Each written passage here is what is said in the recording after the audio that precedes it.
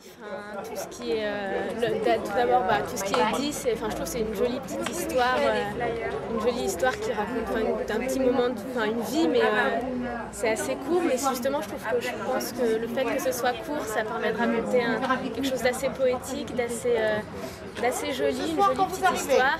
Et puis tout ce qui est la magie et tout ça, c'est quand même, ça permet de rajouter un peu de piment un peu à cette histoire, et je trouve ça j'ai trouvé vraiment, ça m'a vraiment plu parce que c'était vraiment hyper poétique, hyper joli, hyper mignon, et en même temps, franchement j'ai vraiment beaucoup aimé.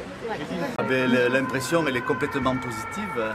Mais ce sont des jeunes, la poésie se dégage, ça c'est évidemment avec toutes les trouvailles en même temps de gadgetisation, je trouve, avec les gants, les représentations symboliques, de l'amour, la musique. Les musiques sont très très bien choisies.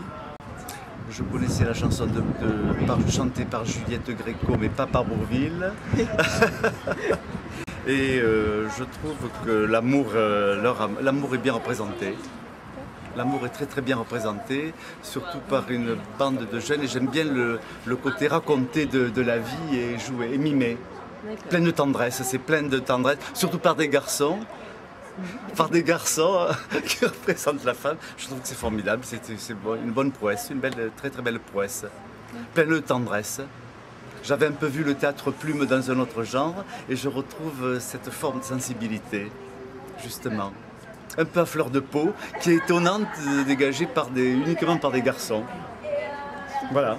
Ce qui m'a vraiment plu dans le spectacle, c'est le jeu alors je sais pas comment s'appelle l'acteur qui joue avec les gants, mais je trouve que physiquement, il a une précision, il a une dextérité, il a une souplesse qui est assez incroyable. J'ai beaucoup aimé qu'avec peu de choses, peu d'objets, il nous fasse vraiment accéder à une magie. Voilà, une magie avec les balles, avec les chiffons, les petits tissus de couleurs, etc. Donc ça emmène vraiment ailleurs. J'ai adoré le jeu des bruitages, avec le micro et la petite console avec des boutons, ce qui fait qu'on entend. Voilà. Et je trouvais que c'était très bien coordonné, c'est-à-dire la parole de l'un et les bruits avec le jeu physique de l'autre. Et quoi d'autre ? J'ai trouvé qu'il y avait quand même des moments comiques, quoi. C'est-à-dire que ça rappelle un peu, le début notamment rappelle un peu Charlot avec la dégaine de ci, de là.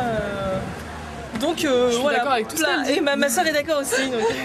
non, plein de points positifs, vraiment. Assez original. Voilà, une vraie originalité. C'est original. Ouais.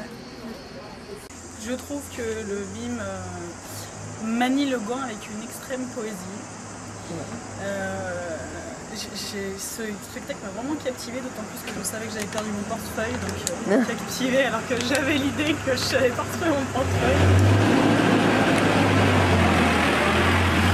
Mais non, j'ai trouvé ça assez génial. En fait, en plus, le jeu entre les deux, où il y en avait un qui...